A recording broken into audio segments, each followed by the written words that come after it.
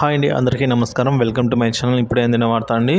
జగన్కు ఊహించని అదృష్టం. ఏపీలో మధ్యంతర ఎన్నికలండి.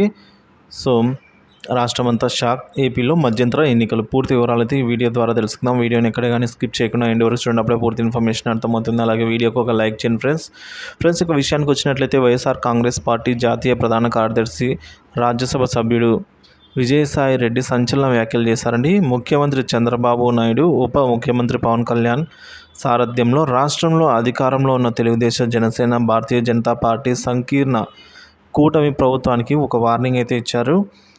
విశాఖపట్నంలో ఓ హోటల్లో ఏర్పాటు చేసిన విలేకరుల సమావేశంలో ఆయన పార్టీ సీనియర్ నేత జాపుడి ప్రభాకర్తో కలిసి మాట్లాడారు. ఏపీలో మధ్యంతర ఎన్నికలు వస్తాయనే సంకేతాలను ఇచ్చారు.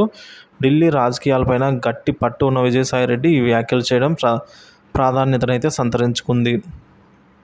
ఇక కేంద్రంలో అధికారంలో ఉన్న ఎన్డీఏ సంకీర్ణ కూటమి ప్రభుత్వానికి ఏర్పాటు చేయడానికి అవసరమైన మ్యాజిక్ ఫిగర్ లేకపోవడం, భాగస్వామ్య పక్షాలతో బోటాబోటీ మెజారిటీతో అధికారంలోకి రావడం వంటి పరిణామాల మధ్య ఎప్పుడైనా ఏమైనా జరగవచ్చనే అభిప్రాయాలు అయితే వ్యక్తమవుతున్నాయి. అటు వైఎస్ఆర్ కాంగ్రెస్ పార్టీ అధినేత వైఎస్ జగన్మోహన్ రెడ్డి కూడా తరచూ బెంగళూరుకు వెళ్ళి వస్తుండడం సైతం మధ్యంతర ఎన్నికల వార్తకు బలాన్ని ఇచ్చినట్టు అవుతోంది. ఇదే సమయంలో రాజ్యసభ సభ్యుడైన విజయసాయి రెడ్డి మధ్యంతర ఎన్నికల ప్రస్తావన తీసుకుని రావడం చర్చనీయాంశమవుతోంది.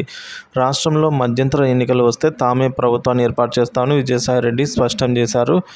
5 ఏళ్ల తర్వాత ఎన్నికలు జరిగినా లేదా మధ్యంతర ఎన్నికలు వచ్చినా తమ విజయాన్ని ఎవరు ఆపలేరని ఆయన తేల్చి చెప్పారు. తాము ప్రతిపక్షంలో ఉన్నా కూడా ఎవరికి భయపడే ప్రసక్తే లేదని కూడా ఈ మేరకు విజయసాయి రెడ్డి స్పష్టం చేశారు ఫ్రెండ్స్.